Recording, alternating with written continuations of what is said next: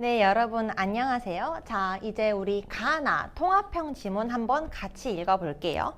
지금 가나 통합형 지문 같은 경우에는 별개의 지문이 아니라 두 가지 지문 사이에 내용적 관계가 있다는 것까지 염두에 두면서 읽는 게 중요한데 일단 가 지문 먼저 한번 같이 읽어볼게요. 자, 법조문으로 구성된 법규범인 성문법의 의미를 파악하는 것을 법해석이라고 한다. 법은 사회 구성원들에게 보편적으로 적용되는 규범이므로 성문법을 구성하는 단어나 문장은 그 일상적 의미에 충실하게 해석되어야 한다. 이러한 문리 해석이 법 해석의 출발점이다. 지금 문리 해석의 정의를 내려주면서 1문단 무슨 얘기하고 있어? 아, 지금 성문법의 의미를 파악하는 게 법 해석인데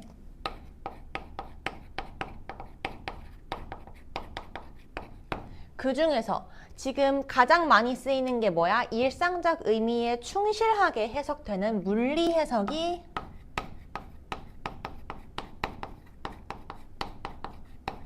법 해석의 출발점이라고 이야기하네.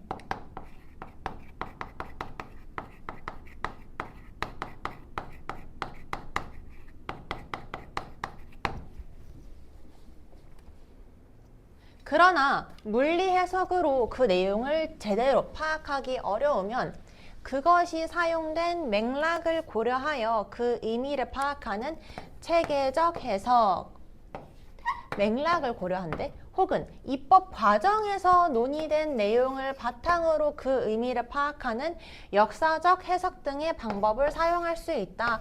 아, 물리적 해석만으로는 충분하지 않은 경우에는 뭐도 쓸 수 있다고? 체계적 해석.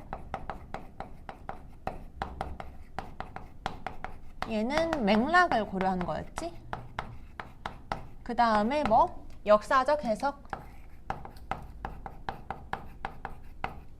얘는 입법 과정을 고려하는 거야.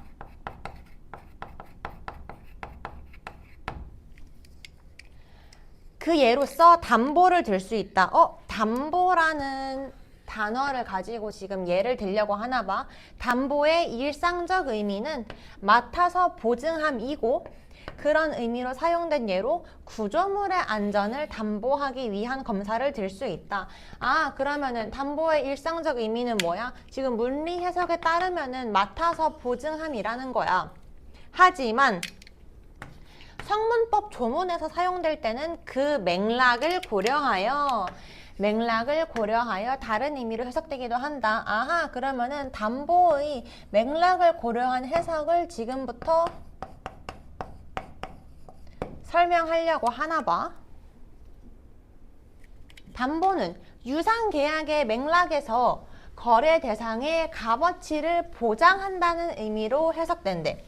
첫 번째 어떤 맥락? 아, 유상계약의 맥락에서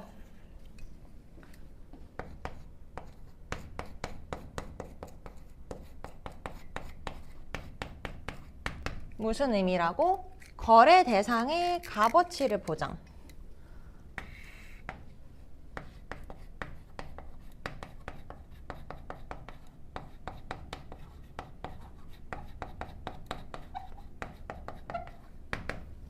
유상계약 정의 내려주네. 그 당사자가 서로 대가를 주고받는 것을 약속하는 계약을 뜻한대. 이 유상계약이 뭔데? 당사자가 서로 대가를 주고받는 거래. 유상계약의 일종인 매매계약에서 이거 세부적인 예시 들어주는 거네. 목적물이 계약 체결 당시부터 있던 하자 때문에 대금만큼의 값어치를 하지 못하는 상태였다면 매도인은 그 하자의 발생 원인이 무엇이든, 이런 표현 중요하지, 원인이 무엇이든 담보 책임을 져야 한다. 여기까지 일단 예시 들어서 같이 볼게. 지금 유상계약이란 계약의 당사자 A랑 B가 있어. 당사자가 서로 대가를 주고 받는 거를 의미하는 거야. 지금 매매계약의 예시를 보면은 매매계약에서 목적물이 예를 들어 A가 축구공을 팔기로 하고 B는 그거의 대가로 돈을 주기로 하는 매매 계약을 했다고 봅시다. 지금 매도인이 목적물인 지금 축구공이 계약 체결 당시부터 있던 하자 때문에 구멍이 나 있었어. 살 때 팔 때부터. 그래서 값어치를 못하는 상태였다면 매도인, 파는 사람은 그 하자의 발생 원인이 무엇이든 담보 책임을 져야 한다는 거야. 그 책임의 내용은 손해배상이 원칙이지만 담보 책임이 뭔데? 손해배상이래. 만약 하자로 인해 매수인이 계약의 목적을 달성할 수 없으면 매수인은 계약을 파기하고 대금 환불을 청구할 수도 있대.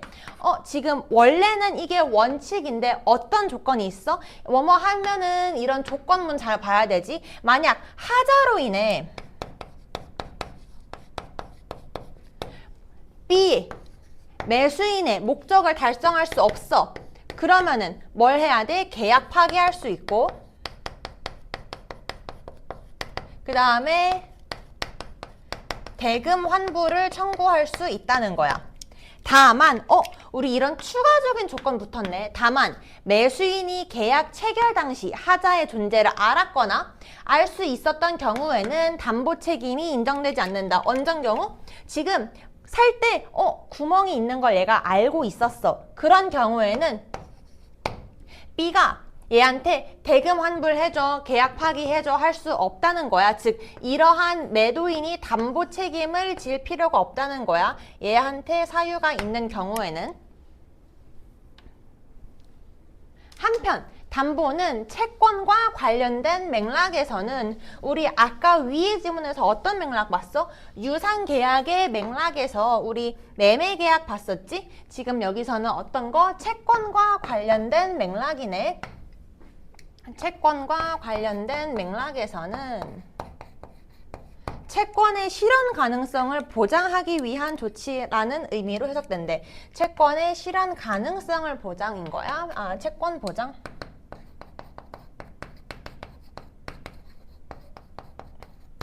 담보물건이 그 예이다. 여기선 지금 세부 예시로 담보물건 얘기하고 있네. 금전 채권은 채권자가 채무자로부터 돈을 받아야 실현되는데 채무자가 돈을 지급하지 않으면 강제 집행 절차를 거쳐야 한다. 그 말이 뭐냐? A, B가 있어. A가 채권자고 B가 채무자야.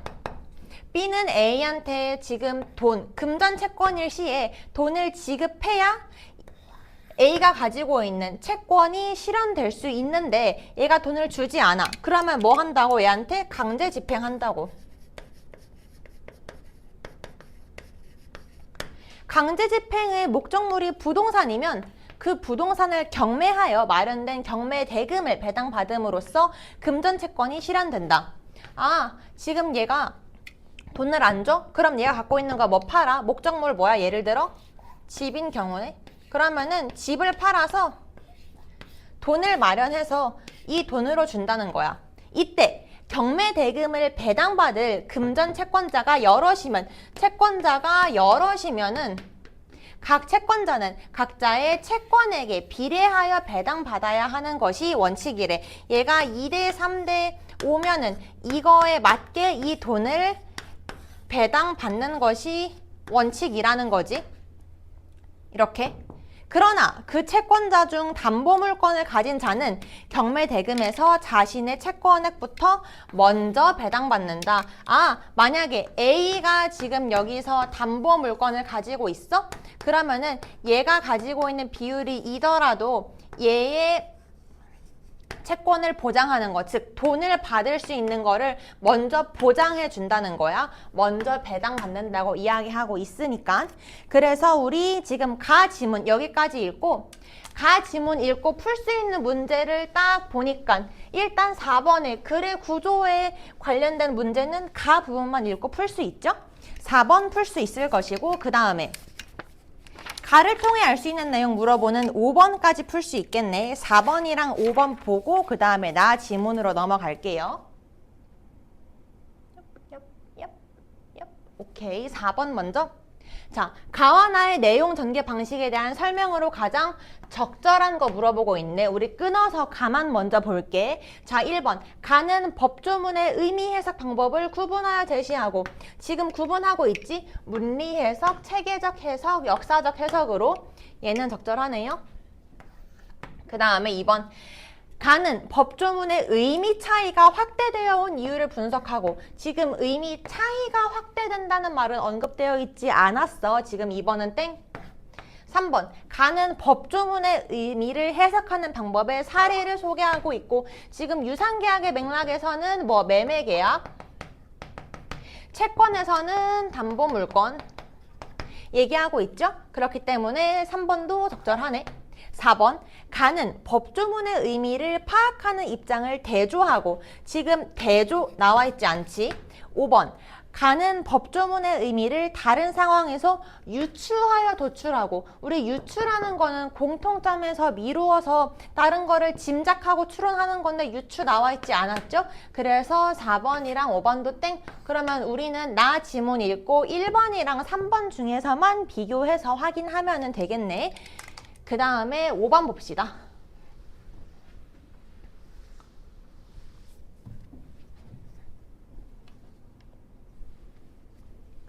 적절하지 않은 거 물어보고 있네. 1번부터. 법은 사회 구성원들에게 보편적으로 적용되어야 하므로 일상적 의미가 해석의 출발점이 되어야 한다. 이거 지금 1문단 내용이었죠.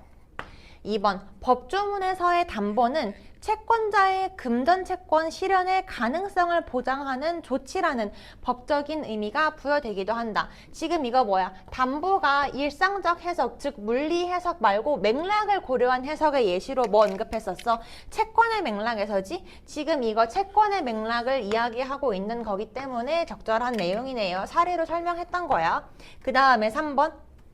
금전 채권자가 여럿인 경우에 진행된 경매에서 담보 물건의 존재 여부는 경매 대금의 배당 순위에 영향을 준다. 담보 물건이라는 게 채권의 실현을 보장하는 거고, 지금 A가 담보 물건을 가지고 있기 때문에 예시에서 얘가 더 우선적으로 보장받는다고 이야기했었지. 3번도 적절하네. 그 다음에 4번. 유상계약에서의 담보는 당사자 간 거래 대상의 값어치를 보장하는 의미로 해석되므로 교환 대상 사이의 값어치가 일치해야 계약이 체결된다. 4번 봐봐. 지금 우리 유상계약 맥락 다시 보자. 지금 여기서는 거래 대상의 값어치를 보장하는 거는 맞아. 그런데 값어치가 일치해야만 계약이 체결된다는 맥락은 아니었지. 왜? 지금 서로 대가를 주고받는 걸 유상계약이라고 하는데 만약에 대가가 일치하지 않아. 그런 경우에는 계약을 파기할 수 있다며. 그 말은 뭐야? 일치하지 않더라도 계약은 체결될 수 있다는 말이지. 그래서 일치해야만 계약이 체결된다는 조건은 적절하지 않아서 답은 4번이 되겠네요. 5번 볼게. 법조문의 의미를 문리 해석만으로 제대로 파악하기 어려운 경우에는 법조문의 입법 과정에서 논의된 내용을 바탕으로 그 의미를 해석하기도 한다. 이거 지금 역사적 해석 말하는 거지? 우리 1, 2문단에서 얘기했던 거 다시 보면 뭐야? 물리 해석만으로 충분하지 않은 경우에, 한계가 있는 경우에 체계적 해석과 역사적 해석을 쓸 수 있다 말하니까 5번도 적절하네. 그러면은 5번에는 4번 보고 우리 여기 필기 잠깐 정리하고 나 지문이랑 나머지 지문들 같이 볼게요.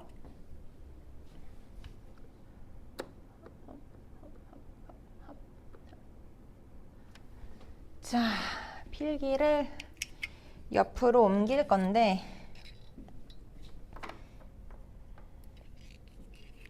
쌤이 필기가 진짜 엉망이거든? 자, 해볼게.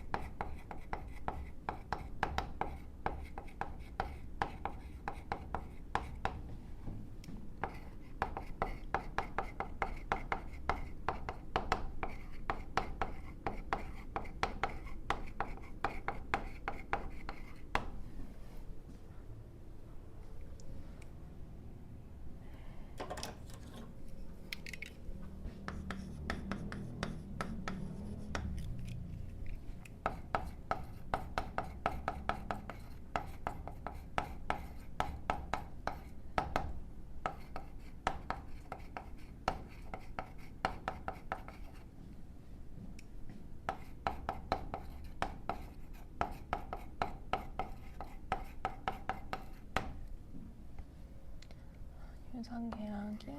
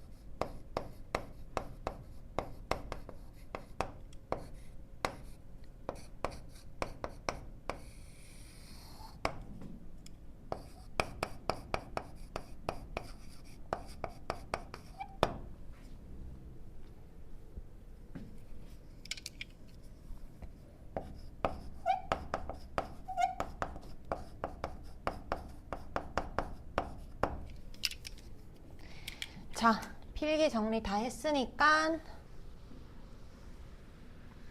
우리 나지문 같이 볼게요.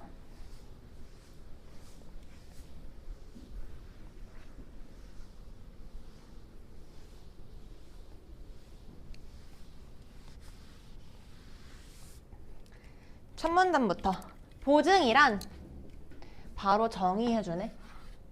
채무자가 채무를 이행하지 않으면 그 채무를 다른 사람이 대신 이행하기로 하는 것이래. 이행하지 않으면 이런 사소한 조건 같은 거 잘 챙겨가야 돼. 보증이 뭔데? 채무자가 채무를 이행하지 않으면 그 채무를 보증인이 대신 이행하기로 하는 것이래. 이때 원래의 채무자를 주채무자, 주채무자 대신 채무를 이행하는 사람을 보증인이라고 하고, 주채무자가 부담하는 채무를 주채무, 보증인이 부담하는 채무를 보증채무라고 한다. 우리 지금 원래는 채권자 A가 있으면은 채무자 B가 있고, 원래 채권이라는 게 뭐야? A가 B한테 지금 채권의 실현을 보장받는, 즉 돈을 받아야 되는 게 지금 채권인데 여기서 보증인이 나오지? 그래서 보증이란 얘가 할 수 없는 경우에 보증인이 대신 채무를 이행하기로 하는 것이 보증이고, 여기서 지금 이런 경우에 B를 주채무자, C를 보증인이라고 하고, 지금 이 채무를 주채무, C가 A한테 부담하는 채무를 보증채무라고 한대.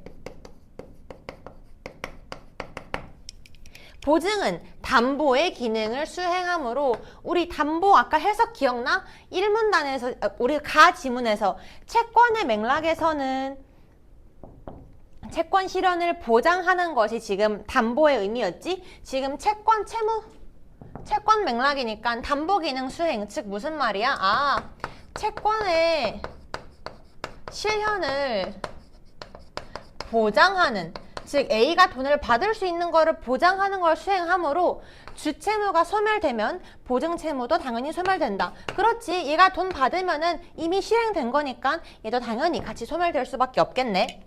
보증이 성립하려면 조건, 채권자와 보증인을 당사자로 하는 보증계약이 필요하다. 아, 지금 이 보증이 성립되기 위해서는 뭐가 필요해? 보증계약이 필요한데,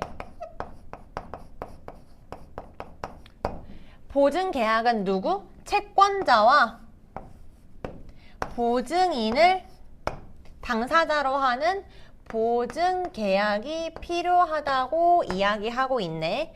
보증계약은 보증인에게만 채무를 발생시키므로 유상계약이 아니다. 이게 무슨 말이야? 우리 아까 유상계약의 정의 뭐였지? 여기 나와 있지? 유상계약은 유상계약은 당사자 간 서로 대가를 주고받는 것을 우리가 유상계약이라고 했었어. 그런데 지금 보증계약은 이렇게 둘이 계약을 맺는 거지만 대가는 누구만 주는 거야? 보증인이 보증채무를 채권자한테만 주면 되는 일방적인 계약, 즉 대가를 A는 주지 않는다는 거지. 그래서 유상계약이 아니라는 거야. 이는 주채무자와 보증인 간에 보증의 대가를 지급하기로 하는 계약이 별도로 체결되었더라도 마찬가지이다라고 이야기하네. 그 말이 무슨 말이야? 지금 보증계약이 A랑 C 사이에 하는 계약인데 C만 A한테 주면 되는 계약이 보증계약이라며, 그런데 유상계약이라면 서로 주고받아야 되는데 보증계약은 C만 A한테 주니까 유상계약이 아니다 라고 이야기하고, 더 나아가서 주채무자와 보증인 간, 주채무자랑 보증인 사이에 얘가 지금 C한테 대가를 지급한다 하더라도 유상계약은 아니라는 거지. 왜? 유상계약이 되려면은 거래 당사자끼리 서로 주고받아야 된다고. 그러면은 A랑 C가 서로 주고받는 게 있어야 되는데 A는 C한테 주는 게 없기 때문에 아무리 주채무자가 보증인한테 뭘 대가를 준다 하더라도 성립되지 않는다는 말이지. 지금 이거 물어보는 게 우리 6번 문제죠? 6번 문제 보면은 기억의 이유로 가장 적절한 것을 물어보고 있는데, 우리 기억 지문 다시 한번 읽어보면은 기억에서 이는 주채무자와 보증인 간의 보증의 대가를 지급하기로 하는 계약이 별도로 체결되었다도 마찬가지다. 마찬가지라는 건 뭐야? 어쨌든 지금 B랑 C랑 계약을 해도 얘는 유상계약이 아니라는 거야. 그러면 지금 기억의 이유, 뭘 물어보고 싶은 거야? 왜 유상계약이 아니냐? 뭐가 보증계약이? 보증계약이 유상계약이 왜 아니냐를 물어보고 있는 거지. 그럼 이유가 뭐야? 기억은 B가 C한테 주는 건데 B는 거래의 당사자가 아니기 때문이지. 왜? 유상계약의 정의가 반복하지만 뭐라고? 거래 당사자끼리 서로 대가를 주고받아야 하는 거라고. 그렇기 때문에 답은 몇 번이 돼? 답은 2번이 되죠. 2번. 보증인에게 대가를 지급할 의무를 지는 사람이 지금 기억에 따르면 이거 누구야? 주채무자 B 말하는 거지? 보증계약의 당사자가 아니기 때문이다. 보증계약의 당사자 누군데? A랑 C지? 유상계약의 정의에서 당사자는 A랑 C이기 때문에 B가 뭘 주던 말던 어차피 당사자가 서로 대가를 주고받는 거는 아니라서 유상계약이 보증계약이 아니라는 말이 되겠네요. 보증계약이 유상계약이 되지 않는다는 말을 의미하겠네요. 우리 나머지 선지 같이 보면은 헷갈릴 수 있어. 일단 같이 보자. 1번. 주채무자가 보증인에게 지급하기로 한 대가를 채권자가 대신 받을 수 있기 때문이다. 지금 보증인에게 지급하기로 한 대가를 채권자가 대신 받는다. 이런 말 나오지도 않았지. 3번. 보증채무를 이행하기 전까지는 보증인이 주채무자로부터 손해배상 받을 수 없기 때문이다. 이거 지금 언급되지 않았어요. 4번. 채권자에게 주채무자 대신 채무를 이행하는 것은 보증인이 자신의 채무를 이행하는 것에 해당하기 때문이다. 이거 지금 그냥 보증이 뭔지 물어보고 있는 거잖아. 5번. 보증은 주채무자에 대한 채권의 실현을 담보하는 기능을 수행한다는 점에서 담보물건과 다름없기 때문이다. 이거 지금 보증의 특징 이야기하고 있는 거지. 지금 1번이랑 3번은 아예 내용 아웃이고 4번이랑 5번은 맞는 말은 맞아. 이 문장 자체가 틀린 문장은 아니야. 그런데 지금 뭘 물어보는 거야? 기억의 이유가 뭐냐고. 지금 4번이랑 5번은 기억의 이유가 아니기 때문에 적절하지 않아요. 그래서 답은 2번이었네.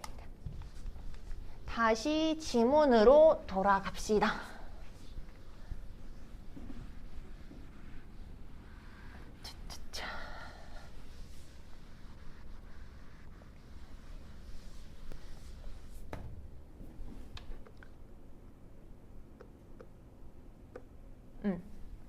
보증계약에 대해서는 보증인 보호를 위하여 법적 규제가 적용된대.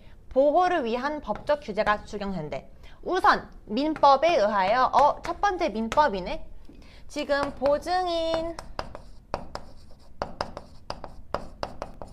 규제들이 있는데 첫 번째 뭐야? 민법. 민법에 의하면 보증계약을 할 때는 일반적인 계약과 달리 계약서가 작성되어야 하고 지금 조건 나오네. 계약서가 필요하고 그 다음에 여기에는 보증인의 서명이나 기명 날인이 있어야 한대. 조건 나오네. 민법에는 첫 번째 계약서, 그 다음에 서명, 날인이 필요하대. 이를 위반한 보증계약은 무효이지만 보증채무가 이행되었으면 또 조건 나오네. 보증인이 그 무효를 주장할 수 없다. 그 말은 뭐냐? 얘가 만약에 되어 있지 않잖아? 그러면은 무효라는 거야. 그런데 이미 보증채무를 이행했어. 즉 계약이 위반이지만 이미 돈을 줬잖아? 그러면 그거에 대해서는 무효를 주장할 수 없다는 말이 되겠네요. 그 다음에 주채무자가 주채무자의 사업과 무관한 금전채무이고 보증인이 대가 없이 주채무자에 대한 호의로 보증을 한 경우에는 보증인 보호를 위한 특별법에 의한 보호도 제공된다. 지금 첫 번째 민법이었고 두 번째는 뭐야? 보호를 위한 특별법이네. 그냥 보호 특별법이라고 적을게. 예컨대 보증기간이 명시되어 있지 않은 경우 보증기간은 3년으로 간주된다. 지금 보호특별법은 금전 사업 아니고 금전이랑 잠깐만 사업이랑 무관한 금전 채무이고 호의인 경우에는 지금 보호받을 수 있는데 예를 들어 보증기간이 명시되지 않은 경우에는 3년으로 간주한다는 내용이네. 채권자가 주채무자에게 주채무의 이행을 청구하지 않고 곧바로 보증인에게만 보증채무의 이행을 청구한 경우 보증인은 주채무자가 강제집행 대상 재산을 보유하고 있음을 채권자에게 증명하여 보증채무의 이행을 거절할 수 있는 권리가 있다. 아, 지금 무슨 상황이야? A가 바로 C한테 야, 돈 바로 줘 라고 했을 때 B 지금 돈 낼 수 있는 게 있어요 라고 거절할 권리가 있다는 거야. 그래서 B가 강제집행 대상 재산, 우리 아까 강제집행 여기 예시 나왔었지? B가 지금 돈이 없어. 집이라도 팔아. 그거잖아. 그거를 보유하고 있음을 채권자에게 증명할 수 있다는 거야. 그러나 보증인이 이러한 권리를 포기하기로 하는 연대보증특약이 보증계약에 포함될 수 있다. 어떤 경우? 연대 보증 특약이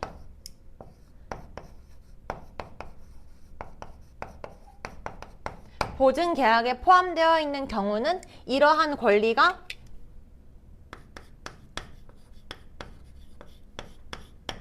포기된다는 거네. 그래서 이러한 특약을 한 보증인인 연대보증인은 그러면은 연대보증인은 누구야? 이러한 특약, 즉 거절할 수 있는 권리를 포기하는 연대보증특약이 보증계약에 포함된 그런 계약을 맺은 보증인을 의미하는 거네. 그래서 이 계약을 한 보증인을 연대보증인이라 하고,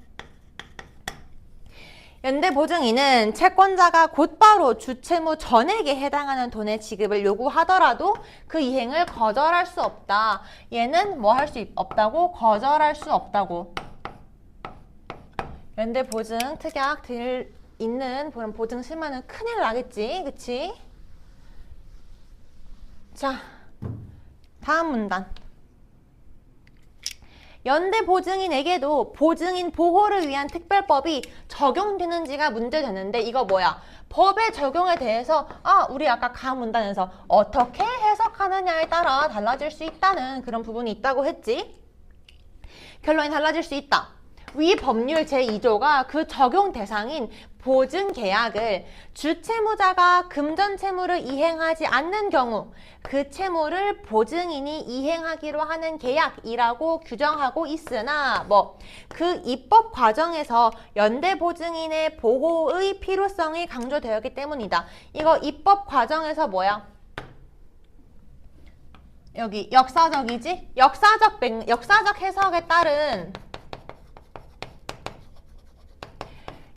해석에 따른 법 해석이 필요하지도 않겠냐라고 이야기하고 있다고 말하면서 지금 나 지문 마무리되고 있네. 우리 아까 4번에 가 지문 보고 1번, 3번 말고 다 날렸었잖아. 1번이랑 3번 선지 보고 4번 보고 다음 문제 쭉쭉쭉 풀어나갈게요. 4번. 지금 나만 보면 되지? 자. 1, 3 중에 하나지? 먼저 나는 보증계약에 관한 규범의 주요 내용을 열거하고 있다. 지금 규범의 내용을 열거하고 있다. 어디 나와 있어? 지금 보증보호 규제 규범이 있다면서 민법, 보호특별법 얘기하고 있네. 그러면은 답은 1번이 되겠네요. 3번까지 한번 확인해 보면은 나는 보증계약의 폐해와 이로 인한 결과를 서술하고 있다. 지금 폐해나 결과 서술 언급하고 있지 않기 때문에 답은 1번이라고 우리가 알 수 있겠네. 아까 5번은 풀었고 6번도 지문 읽으면서 바로 해결했었고 7번 보자. 연대보증인에 대한 이해로 가장 적절한 것은 아까 연대보증인이 뭐라고 했어, 쌤이? 연대보증인은 보증계약을 한 사람 중에 연대보증 특약이 포함되어 있는 보증계약을 한 보증인이었지?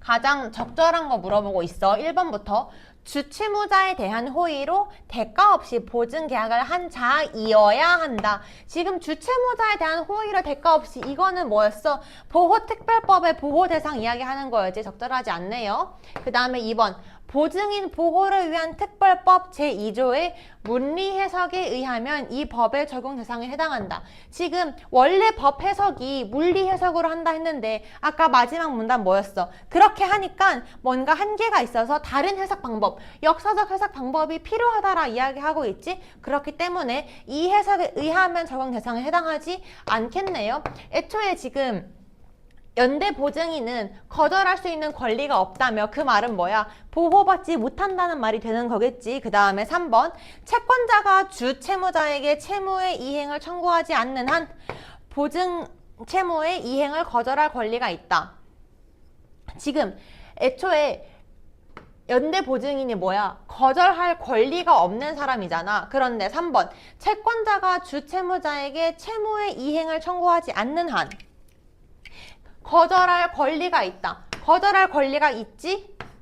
않죠. 왜? 연대 보증인은 애초에 거절할 수 있는 권리가 없는 특약에 가입되어 있는 사람이니까. 그 다음에 4번 채권자와는 보증 계약을 하고 채무자와는 연대 보증 특약을 함으로써 보증 채무를 부담하게 된다. 지금 채권자와는 보증 계약하는 거 맞지? 그런데 채무자와는 연대보증 특약을 해? 애초에 연대보증 특약에 어디 들어가 있는 건데? 보증계약 안에 들어가 있는 거잖아. 그렇기 때문에 채무자랑 하는 게 아니라 둘 다 채권자랑 하는 거예요. 지금 계약 같은 거 쓸 때 대상 잘 보고 있는지 확인하고 있는 문제였어.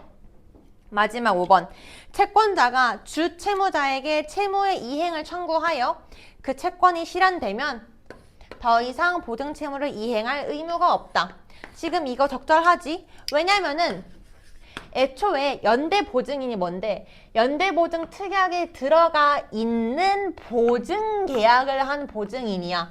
그러면 연대보증인은 보증인 중에 거절할 권리가 없는 보증인이라고 이해할 수 있겠네. 지금 5번은 보증인의 특징이지? 지금 애초에 연대보증인도 보증인에 포함되고 보증계약은 뭔데? 보증계약은 채권의 실행을 보장하는 거기 때문에 주채무가 일단 실현되면은 보증채무는 없어진다고 이야기하고 있었기 때문에 답은 5번이 되겠네요. 우리 이제 8번 보기 문제 보자. 8번 보기 문제 보면은 가나를 바탕으로 보기를 이해한 내용으로 적절하지 않은 것은 물어보고 있네.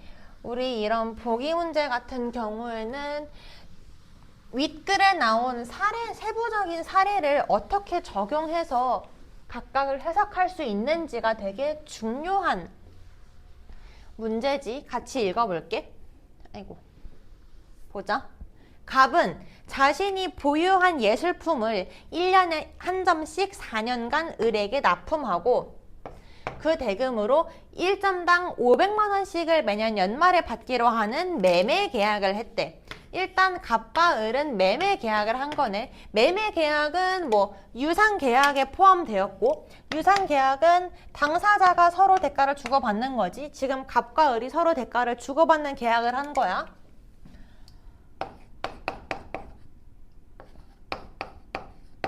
갑은 그림을 주고 그 대가로 을은 한 점당 500만 원씩 주는 매매 계약을 한 거야. 을은 그 예술품을 소장 목적으로 수집하였대. 갑이 을의 대금 채무에 대한 담보를 요구하자 을은 병에게 보증을 서달라고 부탁했고 병은 을에 대한 호의로 대가 없이 갑과 보증 계약을 했대. 아, 그래서 보증해. 그래서 지금 병이 보증인이 된 거고 누구랑? 갑이랑 보증 계약을 한 거야. 그 다음에 지금 을은 예술품을 소장 목적으로 수집한 거지? 지금 어디 있어? 사업과 무관한 거지? 그 다음에 호의로 대가 없이 했네. 그럼 얘는 보호 대상이 되는 보증인이 되겠네요. 이에 갑이 을에게 예술품을 납품을 시작했고 을은 2년 동안 지급했대. 그런데 이후 2년 동안 갑이 예술품을 1년에 한 점씩 납품했으나 약속 지켰어 갑은. 그런데 을은 그 대금을 지급하지 않았대. 그래서 이에 갑이 병에게 미납대금 1,000만 원의 지급을 요구하고 있는 상황. 아, 지급하지 않아서 갑이 주채무자인 을이 아닌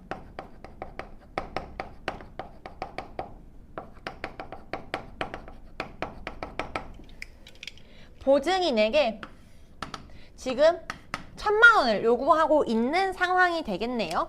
갑과 을은 다시 정리하지만 얘네는 매매 계약을 했고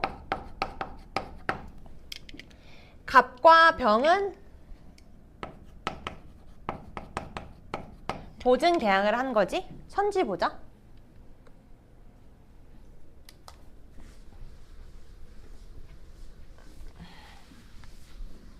자, 1번. 갑이 납품한 예술품에 갑의 행위와 무관하게 하자가 있어서 을에게 손해가 발생한 경우 계약 체결 시점에 을이 그 하자를 알 수 있었으면 을은 손해배상 받을 권리가 없다라고 이야기하고 있지. 지금 갑과 을 뭐야? 매매 계약이잖아. 매매 계약에 대한 설명 보면은 지금 이거 예시지? 원래는 손해배상이 맞아. 그런데 하자를 인지하고 있으면 담보 책임을 질 필요가 없다고 했지? 그러니까 손해배상 받을 권리가 없다는 게 적절한 선지가 되겠네요. 그 다음에 2번 보자. 갑이 납품한 예술품에 하자가 있어서 을에게 손해가 발생한 경우 을이 그 하자에도 불구하고 계약의 목적을 달성할 수 있으면 을은 그 대금의 환불을 받을 권리가 없다라고 얘기하네. 원래 하자가 있어서 손해가 발생한 경우에는 손해배상해주는 게 맞아. 그런데 계약의 목적을 달성할 수 있으면 이란 조건이 붙었어. 아까 정리할 때 손해배상 혹은 계약 파기와 환불이 가능한데 이건 언제만 가능한다고 했어? 목적을 달성할 수 없는 경우, 매수인이 계약의 목적을 달성할 수 없는 경우에만 계약 파기와 환불을 요청할 수 있다고 했어. 지금 얘는 달성할 수 있었네? 그래서 대금의 환불을 받을 권리가 없다는 것도 적절한 선지가 되겠네요. 그 다음 3번 볼게. 보증계약서에 병의 서명은 있고 연대보증 특약이 없는 경우 을에게 강제집행 대상 재산이 있음을 병이 갑에게 증명했더라도 병은 갑이 요구한 1,000만 원의 지급을 거절할 수 없다라고 나오네. 지금 서명은 있고 연대보증 특약이 없어. 그 말은 뭐야?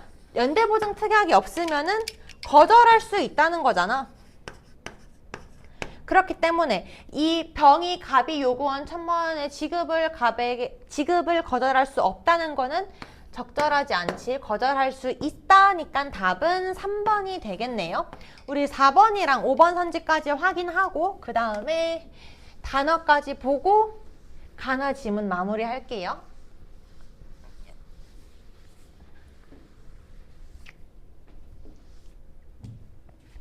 다음. 자, 보증계약서가 작성되지 않았고 연대보증 특약이 없는 경우 작성되지 않았어. 특약이 없어. 애초에 보증계약서가 작성되지 않는 계약은 뭐라 했어? 무효라고 했지? 무효네 얘. 병이 을을 대신하여 갑에게 지급했으면 근데 뭐야? 무효인데 이미 보증한 경우에는 무효가 될 수 없다고 이야기하고 있지? 이미 지급했으면 무효를 주장할 수 없다. 적절한 선지네요. 마지막 5번. 보증계약서에 병의 서명도 날인도 없지만 이거 뭐야? 무효네 계약서.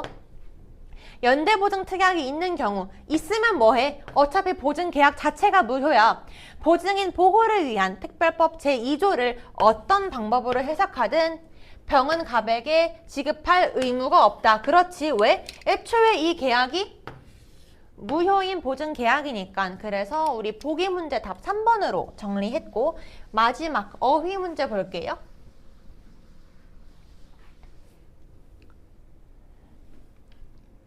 휘 문제 보면은 우리 A는 가 지문 첫 번째 문단에 성문법을 구성하는 단어지, 성문법을 이루는 단어 적절하고, 그 다음에 2번 그것이 사용된 맥락을 고려하여, 맥락을 헤아려, 맥락을 생각하여 맞고, 그 다음에 3번 계약을 파기하고, 계약을 깨트리고 맞고, 그 다음에 4번 보증이 성립하려면, 보증이 이루어지려면 조건이고, 5번 지금 마지막 문단에 있는데 마지막 문단 그 채무를 보증인이 이행하기로 하는 계약이라고 규정하고 있으나 여기서 규정은 정의한다라는 의미지. 그렇기 때문에 답은 5번이 되겠네요. 이렇게 해서 4번에서 9번까지 되게 길게 가나 통합형 지문 해설했는데 확실히 가와나 지문 간의 연계를 잘 보여주는 좋은 지문이었다고 생각을 해요. 우리는 여기까지 하고 그 다음 지문, 열팽창 지문에서 다시 만날게요.